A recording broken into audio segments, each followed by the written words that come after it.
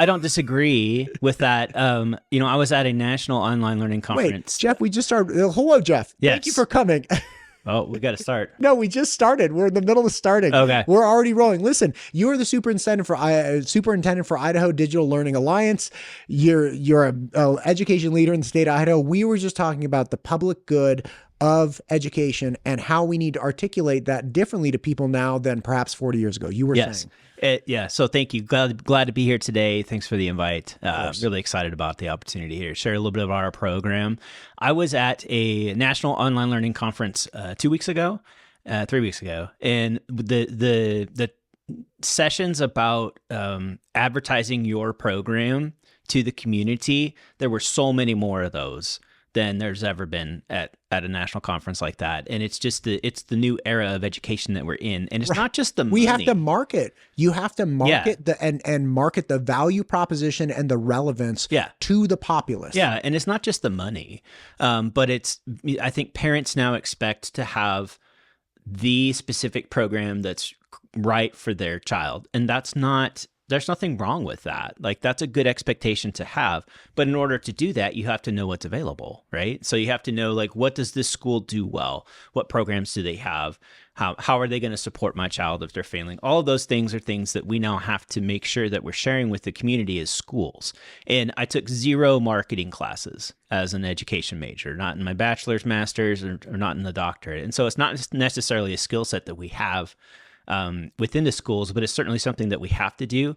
And I don't think that's a bad thing necessarily. I think people should know what is available to their kid at the local school and what options they have. So I think that's a good impact of that. You know what's really interesting about this? And again, I've been at this almost 3 years. I've learned a lot, right? Obviously, about the community, about the systems and the industries.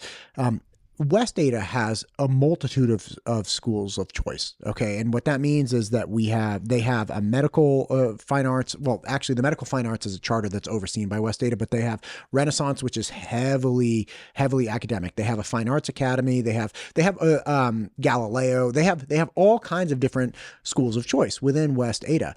And when I ran interviews for, I believe that was in the end of 23 for the School Boards Association in West Ada, the school board members, people were saying, like, we have all of these things that nobody knows about, right? Or very few people understand that they can take advantage of when considering the West Ada system. Yeah. And to your point, people should know. Now, it's not to say that telling them that we have some fine arts program means that everybody will default to the fine arts program, but just helping them know, hey, look, if you're heavily music oriented, there's this school that's music oriented. Or if you're like hardcore academic oriented, here's this Renaissance high school that's hardcore academic oriented.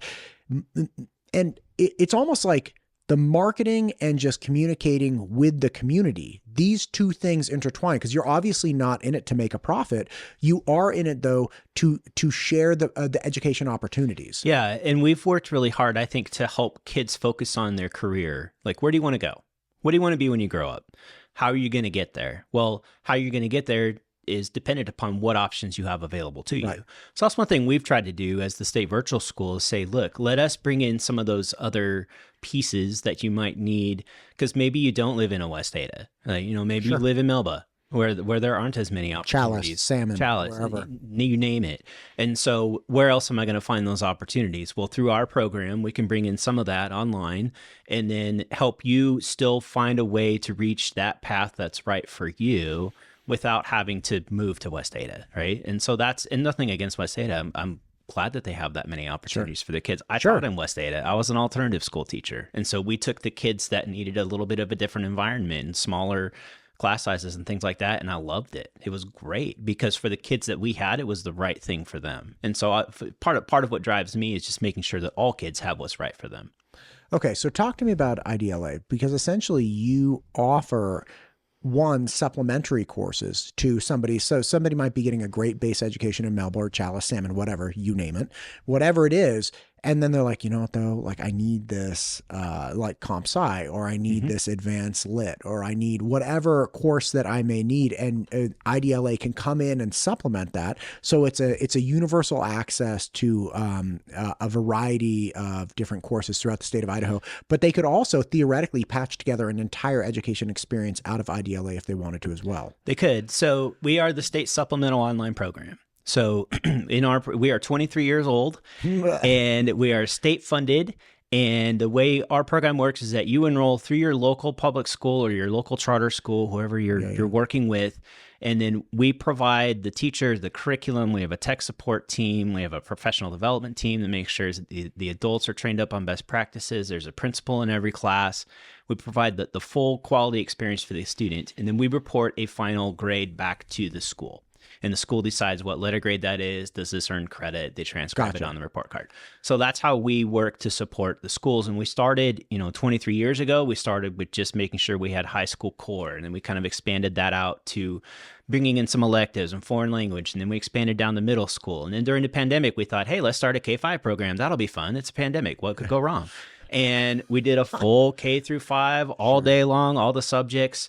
And now, with that K-5, it's just been folded back into reading literacy, which is a really exciting program in helping kids learn how to read. But really what we do is we take online learning and try to provide supplemental opportunities for public schools to help just build up what they already have available locally. Okay, now this is for something that may be absent, or can you also utilize this for like, say I got a C in chemistry, or like maybe not chemistry because that requires a lot of hands-on, but like let's say a C in geometry, and now I'm moving on to algebra 2 or something like that, but I want to wipe that C. Are you able to sign up with IDLA and redo your geometry class? Absolutely. So we in our rural schools, what we see is a lot of kids taking classes that just aren't available to them locally. Of course. In our urban schools, we see a lot of students taking classes because they want to free up their schedule. So maybe I have a 1 semester health class that I have to take. I'm gonna do that online because there's a 2 semester elective I want to do in person at my school. Or maybe I did get that C in chemistry or algebra and geometry, and I want to redo that. We have a credit recovery program. So you can go through that. It's designed a little bit differently for kids who weren't successful the first time, and you can retake that. So every school uses this differently to meet their needs, and that's one thing I really enjoy is that we try to make ourselves as flexible as we can to meet as many needs as we can. Is this available for everyone free of charge? Yes. How's that? So we receive funding from the state. Sure. And then we are in our legislation, it says that we have to issue a course fee to schools.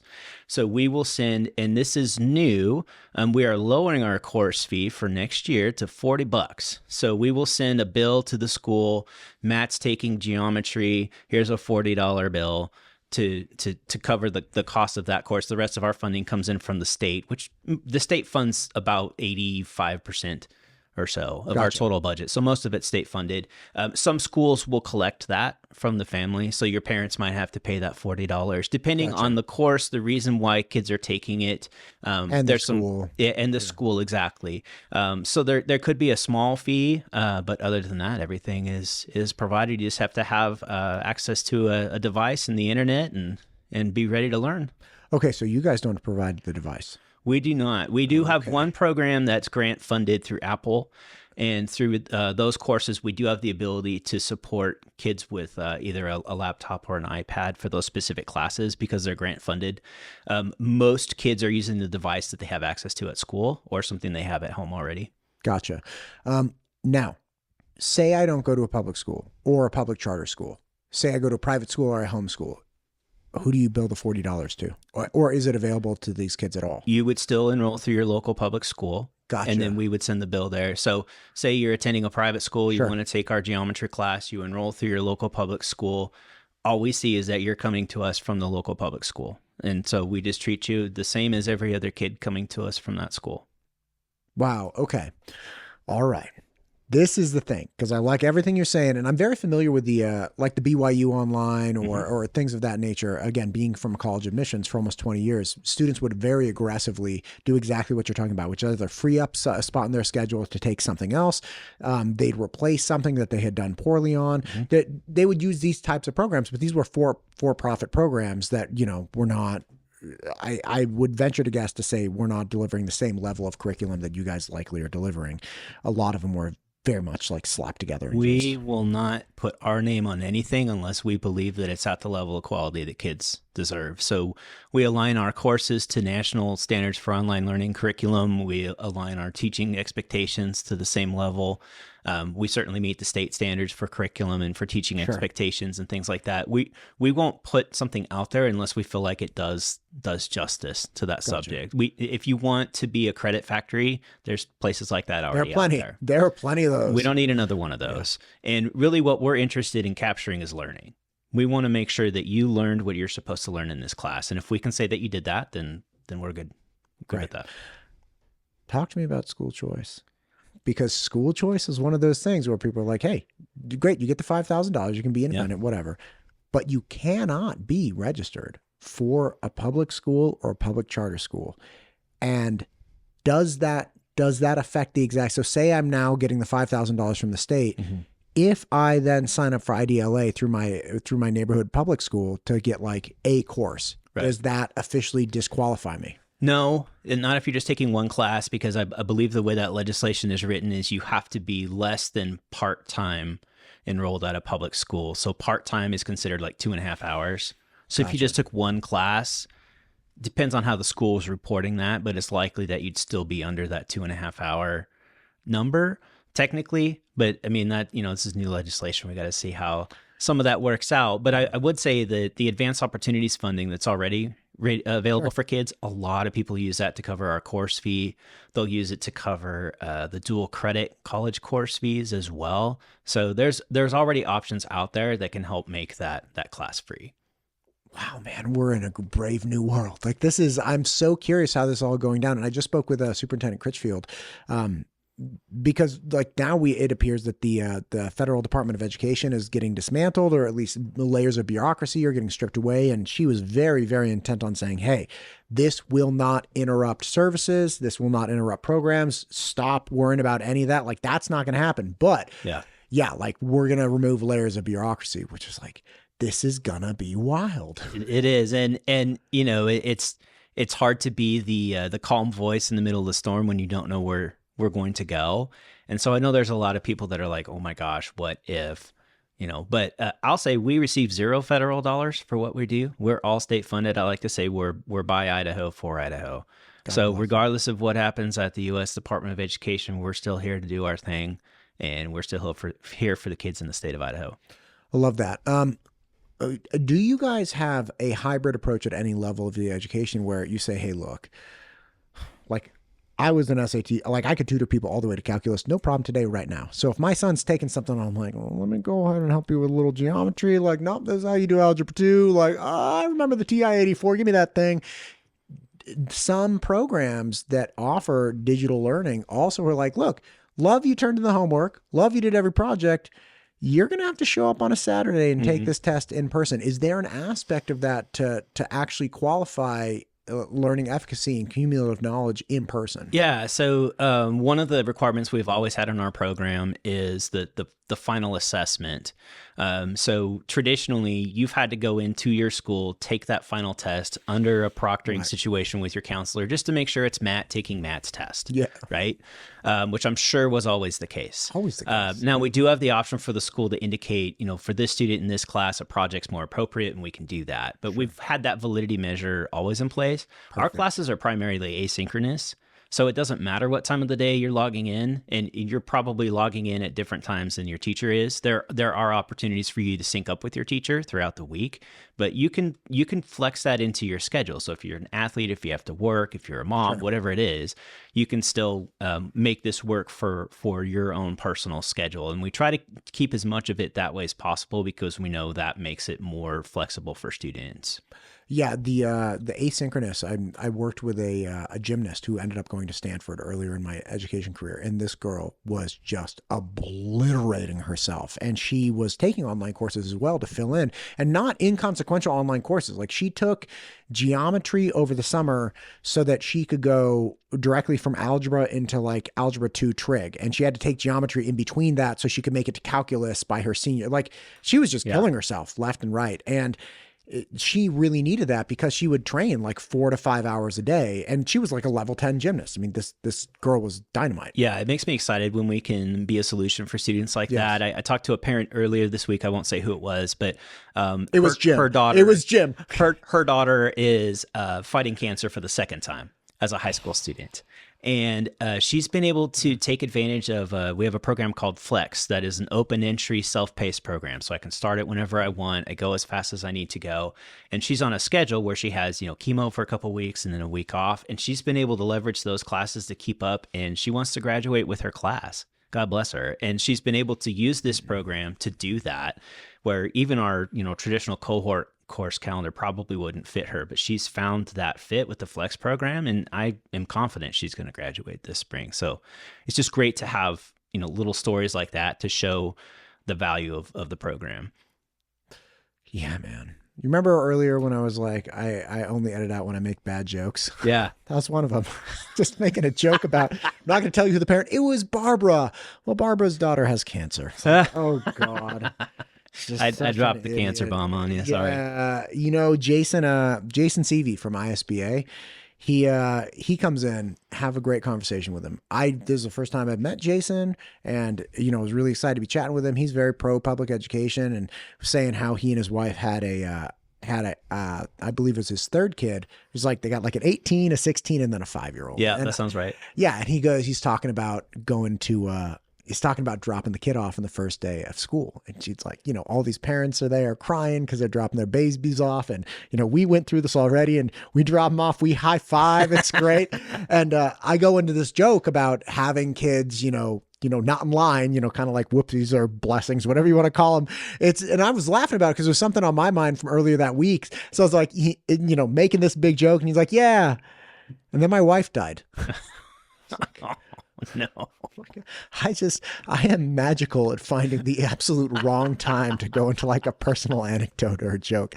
And by the way, like his story was so beautiful and it was so incredible to hear. And it was just, I actually did edit out my stupid anecdote just because it was like, it does nothing but take away from him. But God, man, if you haven't heard that episode, you should listen to it. He's a different kind of guy. He's a good dude. He is. There's an aspect of, you're talking about education as like, we're concerned with education. And there are states that surround Idaho that are not concerned with that. And what I mean by that is you've had in the last 10 years, these very public decisions where either requirements have been decreased, like they changed the meaning of a D. Yeah. It's like D is no longer a bad grade. And, all of these different types of things that really indicate like, look, we're trying to essentially game the system to change the way people view a failing system in other states. That's not what you guys are doing. I mean, obviously it's something you're not trying to affect. I mean, if it was, first off, you wouldn't be sitting here with me because you'd be like, nah, I don't really want to talk about this because I punch a dump truck of holes in it. And you probably wouldn't say like, no, we always have like in-person assessments and we have this and we were fully state funded. Like, what is it about Idaho? Because I see this real pragmatic approach with Idaho and results oriented approach with Idaho. I mean, I care about test scores. I care about pass rates. I can tell you, those numbers. And especially this time of the year during the legislative session, we're talking about, cost per student and is what we're doing effective based on test scores and things like that. But what is it really about? It's about the kid, right? And so let's look at the kid level. Did they get what they needed from us or not? Yes or no? Why or not? Why or why not? And let's dive into that. And what growth did they make? Okay, maybe they didn't make it all the way to the third grade benchmark, but maybe they grew so much more than they did the previous year. That's a win. Right.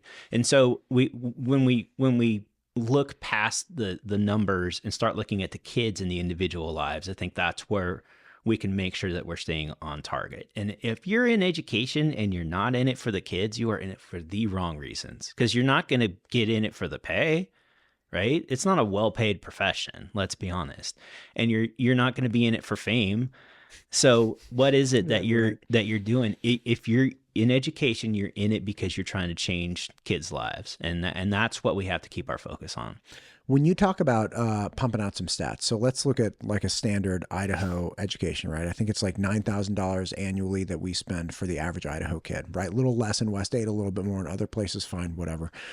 $9,000, and that's how many, like, let's say 1/4 of high school is $9,000. So high school overall, let's say, costs $36,000. Sure. What is your like per unit or per year cost compared to that? So we receive a flat amount per enrollment. So if Matt's taking geometry, that's 1 enrollment. If Matt takes geometry and health, that's 2 enrollments, right? So a kid in a class is an enrollment for us.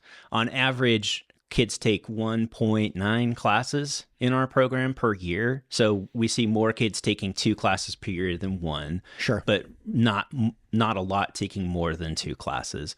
We receive a flat amount per class that we offer. So this year is $430. So every one of those enrollments is $430 for me. I have a course fee on top of that, and that's the totality of our funding. And so we just try to keep it really simple, and it allows us to scale. So the more kids I have, the more funding I have. I pay teachers per enrollment as well. So as that enrollment scales, we can have more teachers or pay them appropriately for what they are teaching. If we lessen our enrollment, then that funding shrinks, and we're paying teachers appropriately again based on the enrollments that they have. So it's a really great model because it allows us to always be right-sized. So that's essentially how our funding works. Gotcha. And when you say per enrollment or per class, are these semester or are they year long? Yeah, okay. Semester, right. So if an average high school kid is taking 6 semester classes per semester, they're taking 12 classes overall. And if you did 12 classes at, what was the number? 430. Yeah. 430. Great. So if you're doing 12 of those, you're looking at what, 5,100 per student if they took a full course load. Yeah. And I wouldn't recommend it. I mean, really, sure. we want to be supplemental, and we're supplemental intentionally. We have had some rare instances where the school has decided this is the best environment for the student taking IDLA classes all day long. But really, outside of the pandemic, that's been very much the exception for us. But very much, yeah. We are here if you need us. How's that? Representative Dygert actually brought a bill forward that would increase transparency with somebody's criminal background in education. So if you have, say, a very misguided, unfortunate 17-year-old who had happened to commit a felony at 14 or something, and this student was re-entering the education sphere. As it stood before this bill went through, there was no requirement for him to disclose that. You also have the issues with people that were in the process of being expelled and unenrolled from the school to avoid the expulsion mark on their permanent record. Right. And he was adding in essentially a designation which was like in the process, in the process of being expelled. So you weren't fully expelled, but you were on the way out. So you had this disclosure. He had mentioned, he's like, listen, the state of Idaho, it's not like you're not going to be able to receive an education, but people are going to have to make a determination if it's a good idea for somebody who's actually served time as a 17-year-old to be sitting next to just like the random 17-year-old who, came to school that day. Yeah. And we have had kids that are in that situation where the district's like, we have to find a solution for this kid. He wants to graduate, but he's on the path to expulsion. Can we have him work from home in some IDLA classes? Sure. Yeah. And we're happy to help in that situation if we can. Now, when you talk about teachers, one thing that a lot of online education programs are based on is just video assets, right? So for instance, I have an SAT. Do you guys offer any SAT prep in IDLA? Not officially, because most of what we offer needs to be able to transcribe as a credit. So I'm going to have some classes that are going to help you prepare for the SAT, but nothing that's like specific SAT prep. You guys can have my SAT program for free. Okay. You could offer it to people. It's just focused on math, but it is I'll explain it to you. It's like a 700 video program that essentially gives you diagnostic test base. So you'll take like a 10 question test for easy, medium, hard level math. You go through it, you take the 10 at a time. So it's not that many questions. And then you go through and it tells you, okay, these are the ones you got right. These are the ones you got wrong. For the ones you got wrong and for the ones you got right, here's the video explanation of this problem. Now, the key is it's not just that one video explanation of what happened. Yeah. But then it says, okay, here's an almost identical problem. pause the video, work this out, and then I'll go back through it. So people get immediate feedback and then they can continue going through. So you guys could have that for free just as an asset to offer. You guys heard it here first. Heard it at mtuclass.com. Yeah, it's fantastic. But again, back to this. That was an online education asset that I developed years ago that people really enjoyed. But again, it was video based. So when you talk about hiring teachers and having some asynchronous, but some actual syncing with teachers, what is the format of this education? So we have a curriculum team that builds almost all of our curriculum. And we hire teachers that have been in the classroom, that are really great at the lesson design piece, understand how to build an online lesson well. And then we have teams of 3 that develop a class or revise a class. So we have a subject matter expert. So that's like, if we're talking about a math class, it's your math expert, the person who could teach math with their eyes closed, right?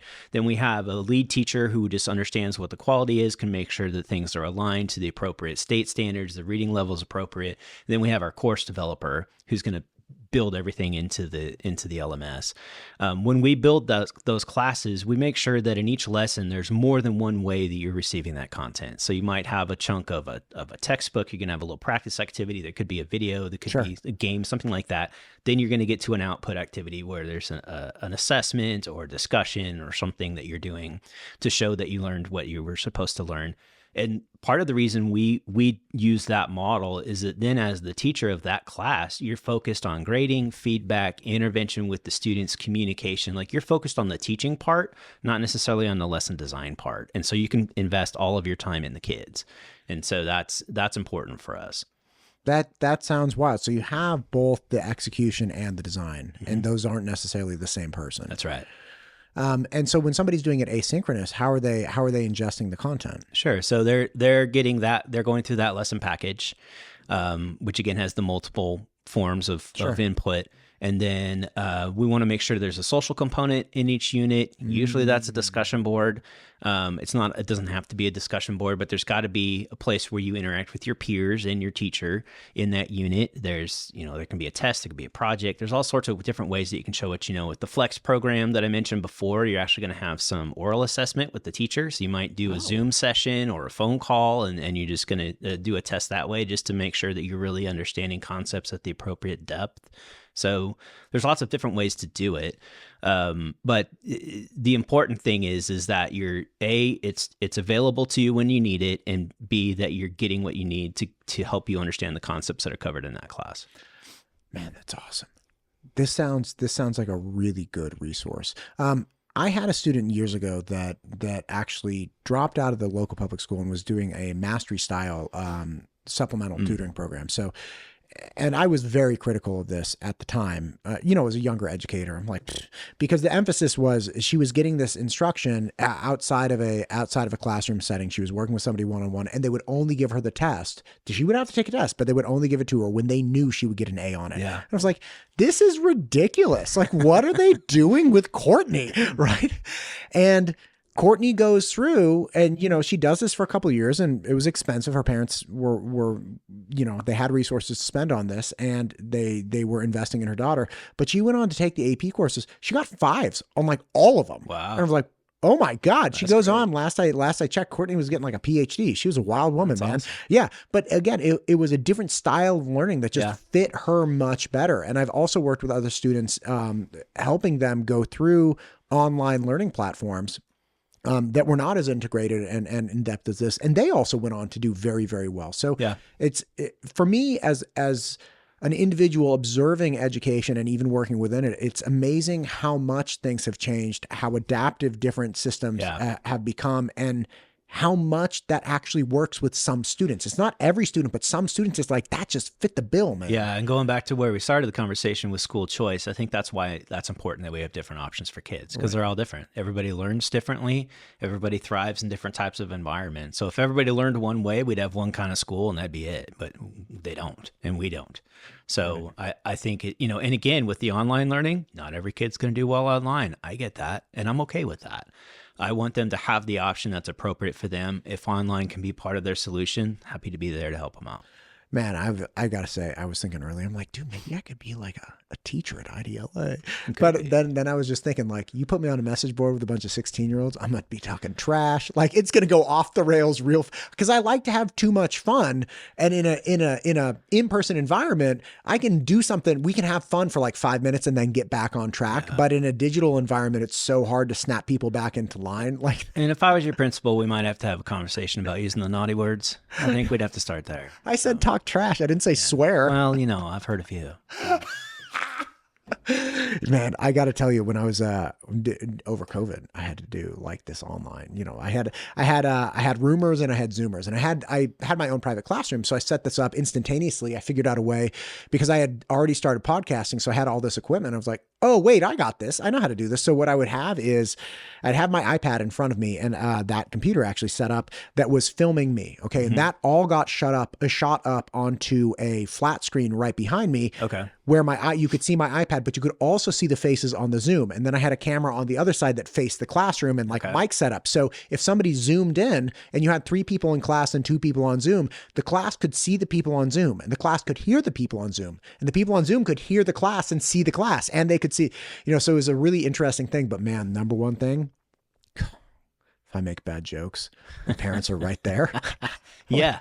Right. When your classroom is in the parents' home, In the it is a living different room, ball game. dude, I would literally like say just some ridiculous joke about whatever, or maybe I swear or something, and you could see the kids staring at the screen, and then they'd be like, and they'd come back and be like, where'd your eyes just go? And they're like, my mom had a question. I was like, oh no, Janice is on the other side listening to me. It was interesting during the pandemic, and especially with the littles. I remember one day we had the kid that always showed up on Zoom for class, and it wrapped up in the blanket, and I remember one day we actually got to see his face, and it was like, hey, we can see so-and-so's face today. And it was just, but it was, it's interesting to see that if you talk about equity, that becomes very visible once you have kids logging in from home as to, what their environment looks like in the background. So you get to know your kids a little bit more that way. I do a lot of work with school tech security and just tech security in general, and education, advocating for better policies and disclosures and education of parents. And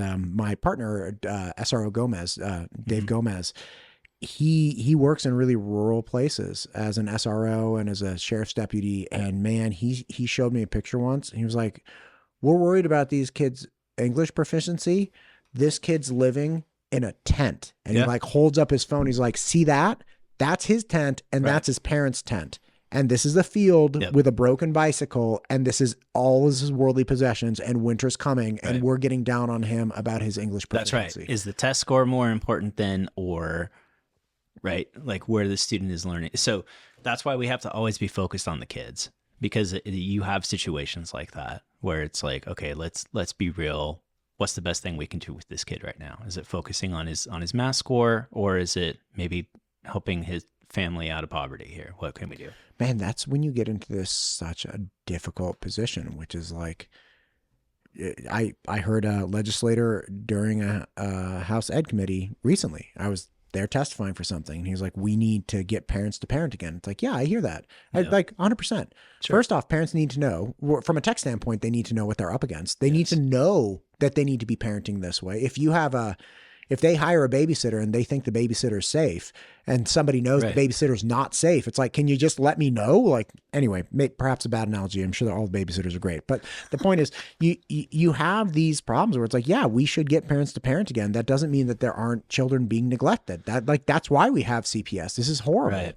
Yeah. And I think, to some of the work that you were trying to do, we need to make sure parents are aware of what they need to parent about, right? Like, I work in online learning. For most parents, online learning wasn't a thing when they were kids. And so one thing we do is just try to help the parents help the kids. Like, here's how you can help your child with online learning, because you didn't go through this as a parent. So let us help you help them, because it's not something that you have ever experienced before. Right. Jeff, I appreciate you, my guy. Yeah. I'm really pumped about the program. I'm literally going to text my wife today and be like, hey, we need to find something for our seventh grader. Now we can use the advanced opportunities for this, correct? You can. So Advanced Opportunities is available for an overload class.